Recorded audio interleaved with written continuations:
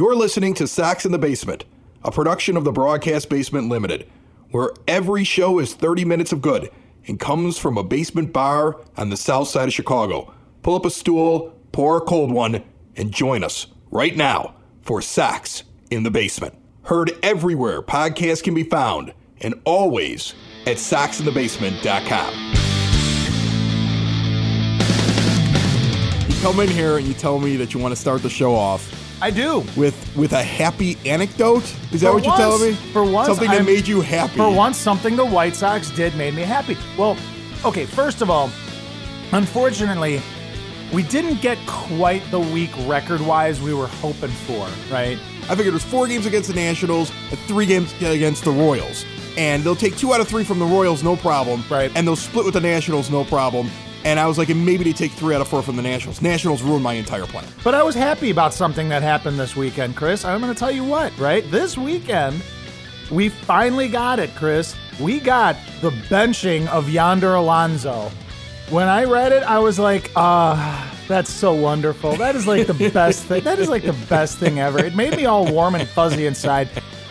And Monday, he's back in the lineup. Well, here's the thing. My joy was short-lived. This is all part of the process of they've got to find a way to get something out of him because they intend to trade him. But trust me, there's no way this guy vests. It would be the dumbest organizational move possible to end up paying him the money they'd have to pay him if he ends up with the 550 at-bats that he needs to vest. So, but the thing is, he can go all the way through the 31st of July with the trade deadline. And then once he gets to the 31st of July, then you could use him once a week and he's not going to get 550 at-bats. Right. So don't stress too much about it. No, I'm not stressing. I just don't want to look at him anymore. I don't want to see him anymore. I don't want to see Wellington Castillo anymore. Well, here's the thing. There's a lot of positives. Yes, there's a lot of positives. There's a lot of positives. But I was very happy that, you know, they at least had the whatever you want to call it to bench him for at least 3 days. They had the gumption to do it? I'm not going to use that word. I will not use that word. Okay, so listen. Intestinal fortitude. Okay. Organizational intelligence. Accountability. Accountability. Thank you. That yes, occurred. Yes, absolutely. Okay. It only took months. Okay. Only months. There are some real interesting things that have happened over the last couple of weeks that I think first of all, you can no longer watch this team to see whether or not they won or lost every day. Oh, you know what I'm saying? I've not been watching I'm not watching wins or losses since day one, dude. No. Well, I was kind of hoping that, I mean, look, I didn't even expect playoffs. I didn't even expect a playoff run, but I wanted to see. I enjoy watching a team win. Like, I still like watching baseball. You know what I'm saying? Like, I go out to my daughter's 12-inch softball games in Evergreen Park, and I watch her, and I watch her and I watch the rest of the game because I just like watching the game. You know, I just like the game of baseball. I will put in, I like to watch meaningful baseball. Right, okay. I like to watch baseball. Like, I'm not watching this team if they're, 62 and 100. But I mean, I don't think they're going to be that. No. They're going to be 10 games under 500. They're going to be 10 games under 500 here by the All-Star break with the schedule they have to go through. That's a real possibility. The schedule's nasty. But they're going to get destroyed in the next couple of weeks. It's nice to see. It's nice to see Yoan Moncada having the year he's having and coming into his own at third base. We were all very wrong about Tim Anderson. The dude is an all-star. It's really nice to see the development of Lucas Giolito. Giolito is a Cy Young candidate right now. He's an ace. He's a staff ace. He's 9-1, dude. He went from having like a 6-something ERA down to like a 2 ERA in the string of games. And if you're not sure as to whether or not it's real, remember he was a high draft pick who had this potential to be this. And we saw, and then it didn't work out in Washington, and they were willing to deal him. And then he comes here, when they fix this arm thing, I mean, think about how crazy this game is. That here's a guy who toils, and he's getting advice from somebody. And when you read him talking about it, he's getting this advice from this old coach, and he's rejecting the advice. And he's not paying attention because he's like, I've got guys who are taking care of me. And then finally, he has such a bad year with the White Sox last year. He goes, look, man, I'm sorry, I haven't been listening to you. What do I do? And the guy fixes him. And you saw flashes of this last year. I mean, there were times when Lucas looked like a world beater. You know, there were times when you saw the flashes, but he was never able to put it together. Right. I mean, so it is very nice to watch this. Jimenez had himself a nice weekend, right? Hit a couple of bombs there, right? So it's nice to see that. I'm enjoying the fact that Leury Garcia is contributing to this team. I like Leury on this team. I think that he's probably a trade candidate because some team might like him, and you could make the argument you could find another Leury Garcia. But if they don't deal Leury, I'm totally fine with it. Because like I said, I think he should be, we always said at the beginning in the offseason, we're like, oh, Yomer's the guy that'll move all over the place. That's the guy who's your utility guy. It should be Leury Garcia. He's your Swiss Army knife. He goes your outfield, he goes your infield. He's your number one sub as this team gets better. Yes. Okay, when Madrigal and Robert are up, because it'll come. When Andrew Vaughn is up, we're going to talk to James Fox here in just a minute about the number one draft pick and how soon he's going to be a White Sox, and I think you're going to be surprised by it. And we're also going to talk a little bit about how the draft actually went in just a few moments here. But there's a team that's starting to come together. You can't get too excited, though, about wins and losses. No. I find myself sometimes saying, don't pick up your phone, Chris. Don't look at White Sox Twitter. Because you're just going to get yourself incensed getting into the game. Because you're going to get mad about stuff that Ricky Renteria is doing.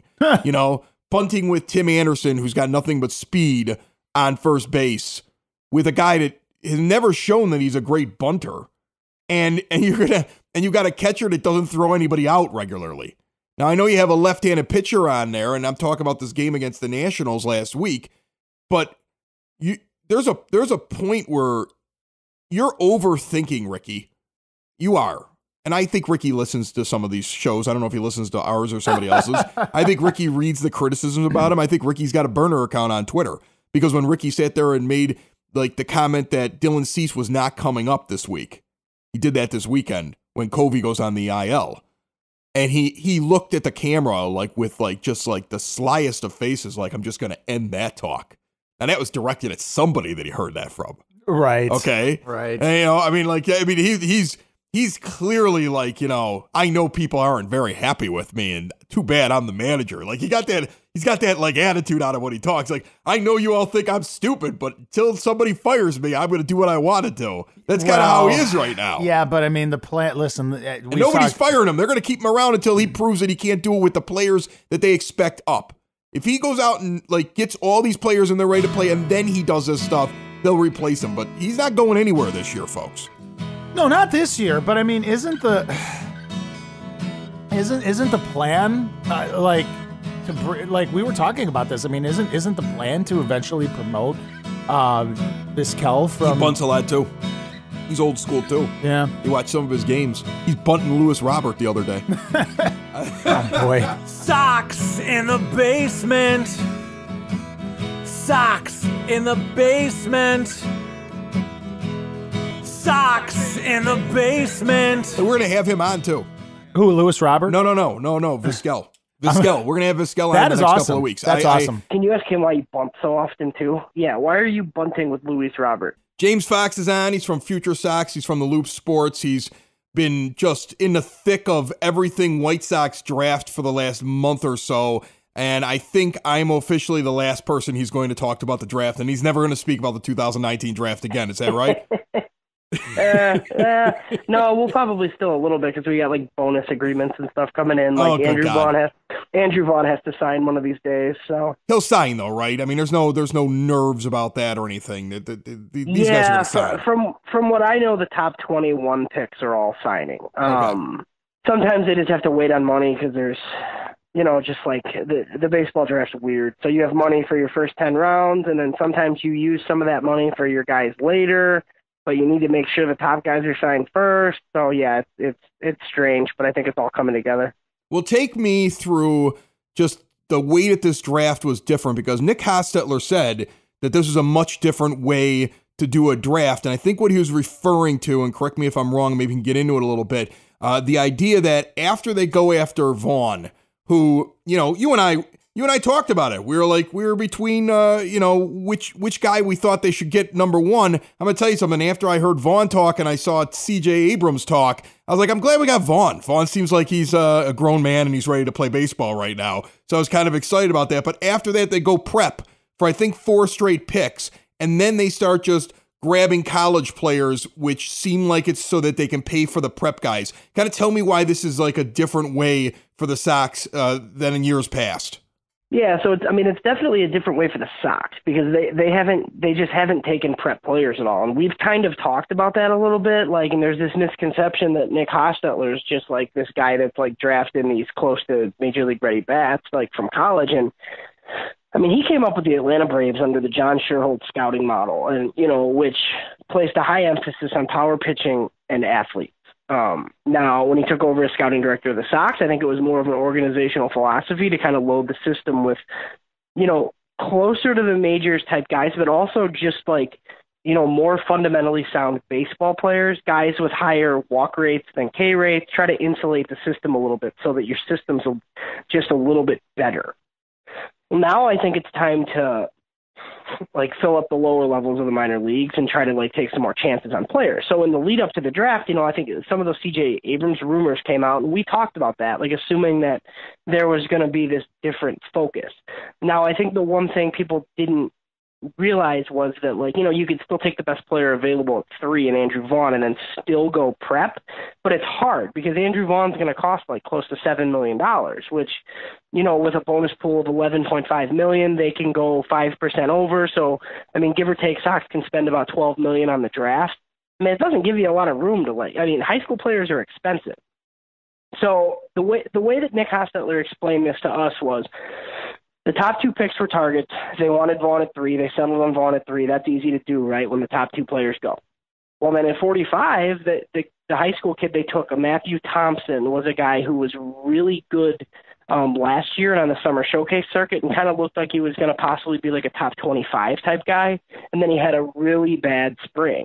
And Hostetler kind of said he liked that he had a bad spring because that allowed them to get him at 45. So that was their draft plan. They did it. Their draft was on night 1. Well, then, from what I understand, the guy they took in the 3rd round, Andrew Dahlquist, he's a right-handed prep pitcher out of California. He was still on the board. They weren't expecting him to be on the board. They knew that it was a high price tag. We still haven't seen what it is. It's rumored to be around $2 million, which is tough, and that's basically what caused the strategy change. As a department, they decided, okay, let's take this guy, let's pay him what he needs, but then that's what made the draft strange because you basically punt on the rest of your, not that you can't find players, but you decide the rest of the top 10 rounds, basically, that you have to just sign college seniors for $10,000 to pay for the guys up at the front. The scouts basically stayed up all night scrambling, trying to go through their lists and find the seniors that they wanted in order to do this strategy. So, a couple other teams, the Marlins and Mets, did something similar to sign players. It's definitely different. Teams have done it. It's just different for the Sox. Now, the thing that I read before they got to the draft was this idea that the Major League Baseball draft is very different from any other draft because you'll get a call from a scout, and a scout will sit there and say, hey, we're thinking about taking you. Would you take this amount of money? And you either tell them yes, you tell them no. If you say, I'm not sure, they never call you again. But they, that's the thing. So they kind of know when they pick the guy, they're already kind of slotting okay, well, $2 million is going to this guy and $7 million is going to this guy, and we got X amount of dollars left. And they're kind of doing that. Is that safe to assume that's what happened here when they were dealing with these players in their second or third and their fourth pick were all high school guys? Yeah, they pretty much know exactly what they're paying those guys. Otherwise, when guys go in the top 10 rounds, they sign because you lose the bonus pool money for the player if they don't sign. So teams are very aware. So for example, for whatever reason, if Matthew Thompson didn't sign with the White Sox and he went to Texas A&M instead, the White Sox wouldn't get Matthew Thompson, but they also lose that slot. So they basically can't spend the $1.5 million associated with Matthew Thompson. So it's not if Matthew Thompson doesn't sign, right, and then you take a few high schoolers late that you didn't think you could sign, you can't just take that money and sign those guys. It doesn't work that way. That's why, with top 10 picks, Like, you have to sign him. So, for example, like their fifth rounder, okay? Like, their fifth rounder is a left-handed pitcher from Boston College. They're giving him $10,000 because he's a senior and he basically has no leverage. And if he wants to play professional baseball, like, he's taking $10,000. Right. Well, that slot is like $340K, something like that. So they're not paying him that. But in order to use that $340K, the guy that they use the fifth-round pick on has to sign a contract with you. So that's where the seniors come in. So it's hard. Like, you look at rounds 5 through 10 and you're like, some of these guys have traits. They'll probably be org guys. Like, they'll play in the minors for the Sox, for a little bit. And, most of them probably won't make it to the big leagues. But it's a necessary evil. And when looking at baseball drafts, you have to look at the totality of the 40 rounds instead of looking at what rounds guys were drafted in. So now you looking at this draft and looking at what the Sox did with Vaughn and then the three high schoolers before they start grabbing college seniors, did you like this draft by Nick Hostetler? Yeah, I did, actually, quite a lot. Like, they finally went young, and obviously, some of these young guys carry more risk, but they also have a longer, leash. Like, they could fail a little bit and still make it up to the big leagues, like, by the time they're 22. Whereas you're taking some of these college guys, if anything happens, look at Jake Burger. Right. Jake Burger makes it back. Like, look, I still think Jake Burger can be a big leaguer, but he's going to be 25 or 26. Dane Dunning's going to be 26 probably. This is if you have any setbacks at all. So, they needed to get a little bit younger. Nick Hostetler's talked about wanting to get younger, and the one other thing he told us was he really didn't think this draft class was that deep. And in past years, you got a Jimmy Lambert in round 5. You got a Bernardo Flores in round 7, a Cade McClure in round 6. And, look, while these guys aren't going to be top of the rotation starters for the White Sox, they could give you innings in the back end of a rotation. He didn't even think there were guys like that. So I think he kind of figured, he decided to not pay those slot bonuses, $400,000, $300,000, $250,000, whatever, in rounds 6, 7, 8, 9, 10. He'd rather just get 3 top prep guys to add to Vaughn, because it was kind of like, oh man, they took Dahlquist. That's crazy. That's something they don't usually do. And I think Andrew Dahlquist, he's going to be one of the top picking prospects in the system. If Andrew Dahlquist goes to Arizona and does what people thought he was going to do, you're looking at a potential top 10 pick 3 years from now out of college. And the Sox get him in round 3, and they go out and they pick up a bunch of guys who are high school seniors who are going to give $10,000 to each, so they can overpay for him now, and then be now we've got this guy and we can develop him long-term in our minor league system. Yeah, and then you can develop them yourself too, instead of trusting Arizona to do it for you. And then and then maybe you don't have that pick years from now. So yeah, I think that was part of it. He said that he told us the draft was odd, and I think it's because of the way they used the money, but it's also because it just wasn't that deep of a class. Now, what the Sox did is tough to do because they're a big market team. They don't have the perks that small market teams have. If you were to Google search right now, which teams had the best drafts? Well, Arizona did, because Arizona had, Arizona drafted 12 or 13 players off MLB Pipeline's top 200. But Arizona had 7 of the top 75 picks. The Sox are never going to have that luxury.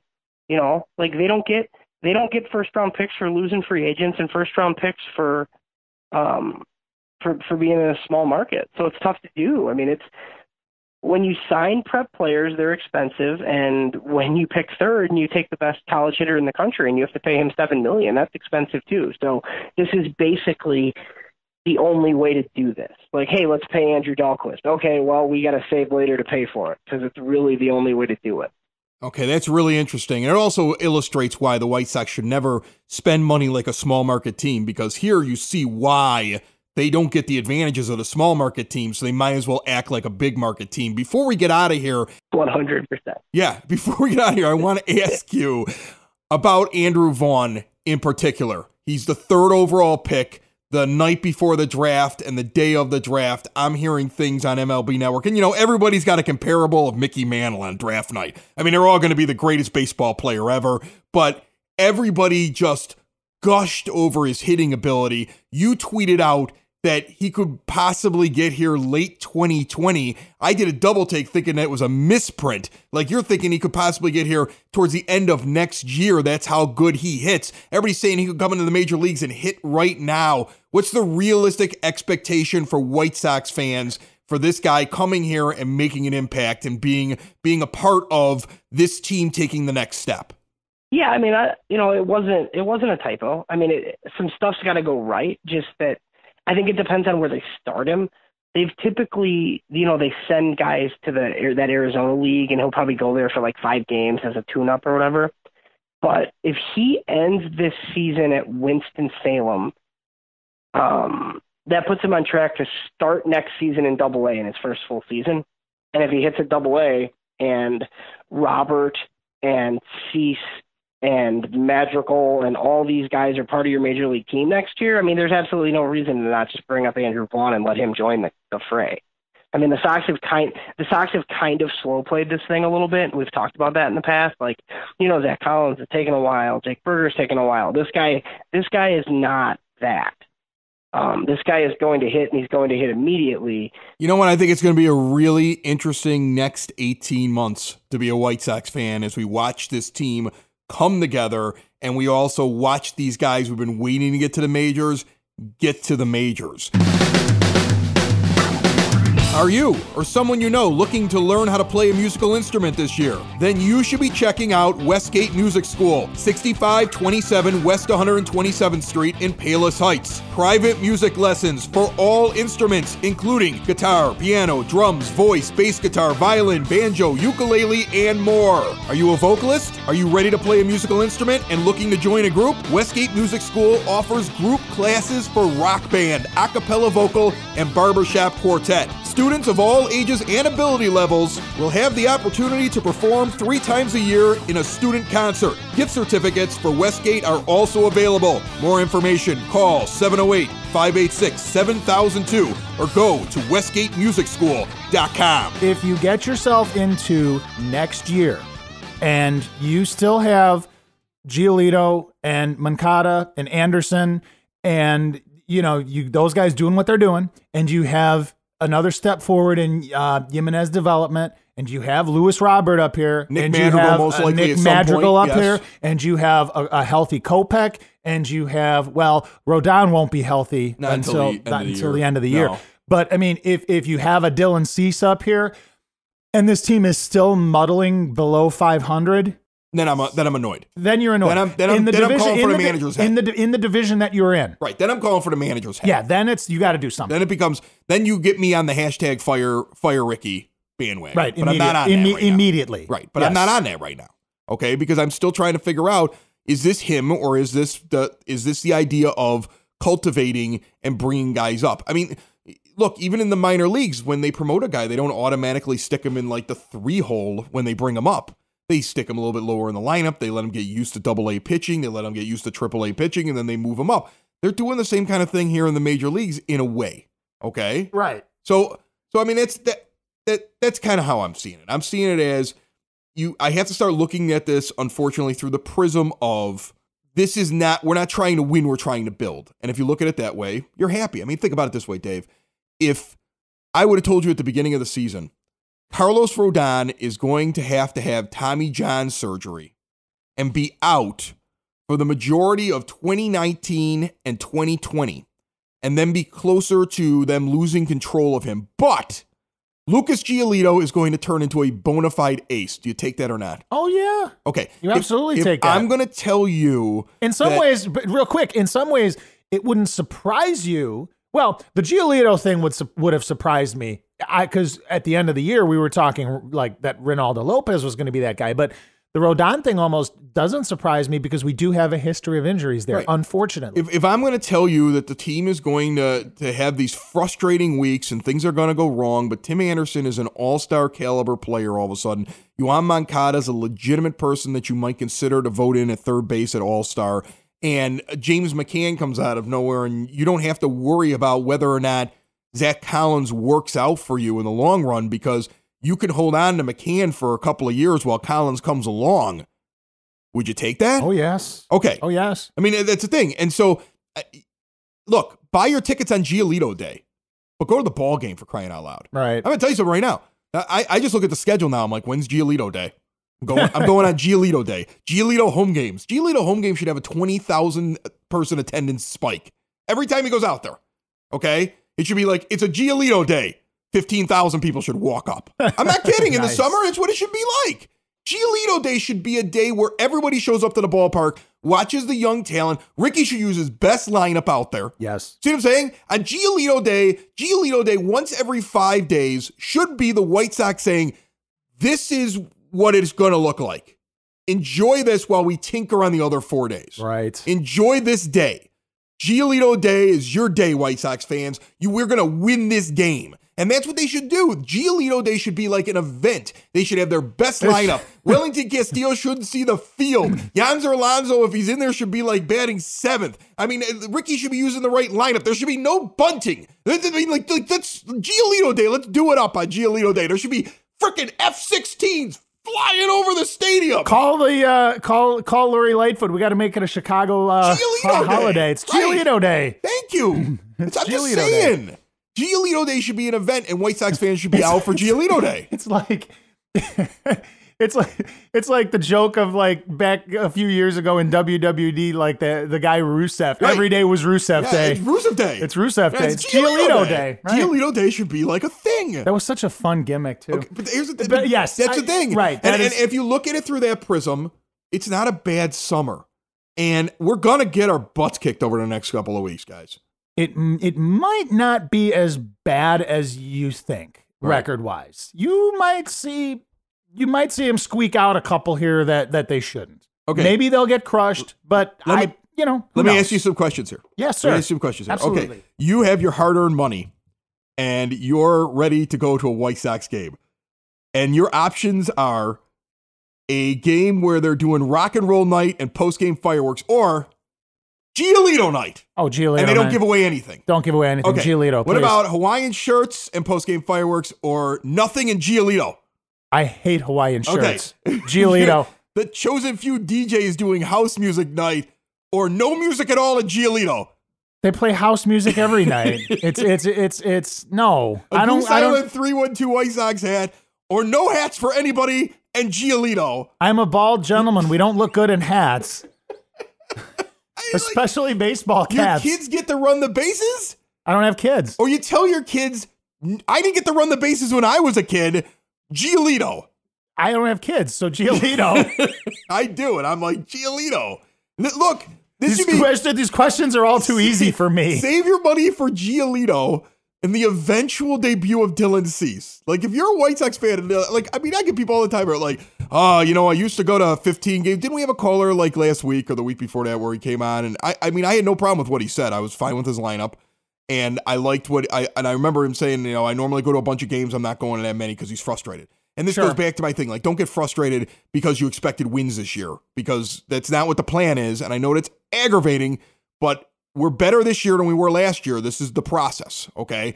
He was talking about, I'm only going to so many games. Everybody's always like that. I'm going to 10 games. I'm going to go to 5 games. I'm only going to go to games that really matter.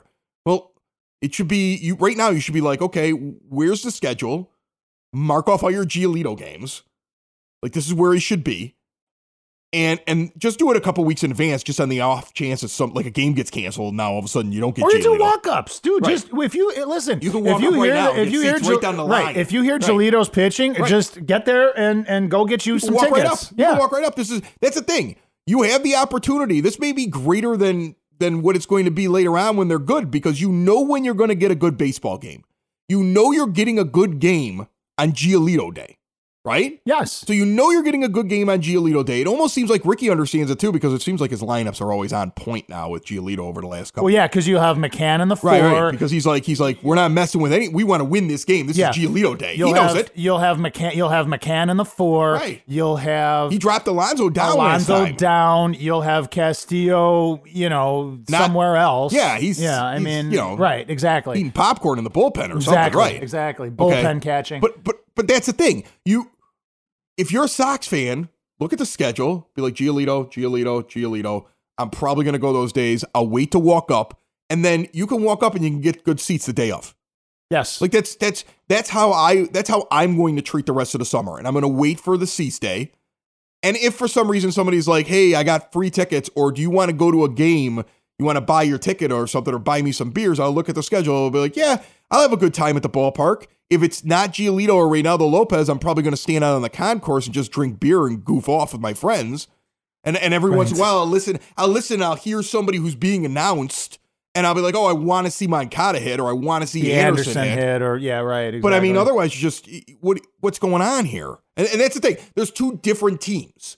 You're either going to spend your hard-earned money on when the team has a pitcher out there and is competitive, or you're going to spend your money on a team that's developing guys, not using a very good pitcher out there, and the manager might make weird moves because he's trying to find out what this guy's got, what his makeup is. You're looking at two different teams, okay? You're looking at the White Sox 4A squad 3 days a week for sure.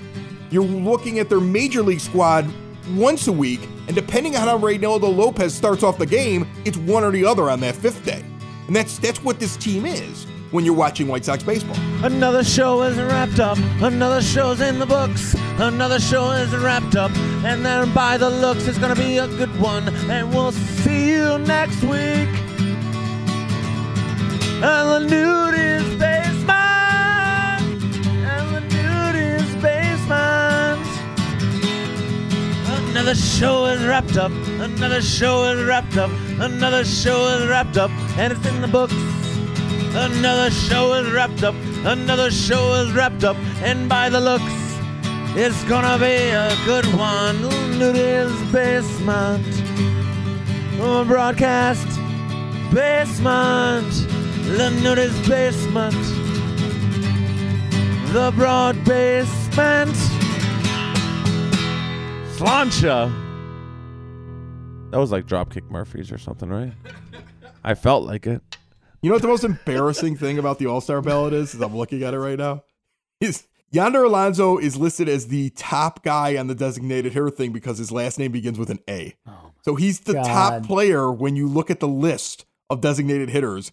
And as of today, when we're recording, the 181 average with the 596 OPS. God, sub 600. His OPS is sub 600. How's this guy even on the ballot? And then right below him, you got Nelson Cruz, the immortal Nelson Cruz, who's hitting 279 with a 924 OPS. And you're like, well, I mean, you start laughing as you go down the list. You can't find somebody who's hitting worse on the All-Star ballot than Yonder Alonso. Hey, listen. Yonder Alonso, you think he called Major League Baseball was like, come on, guys, why did you just leave me off that? It's digital. Just take me off of that. It's embarrassing. Listen, wait, you mean a left-handed power hitter who comes here and has his career worst year? That's never happened to us before. Sox in the Basement. Heard everywhere podcasts can be found and always on soxinthebasement.com.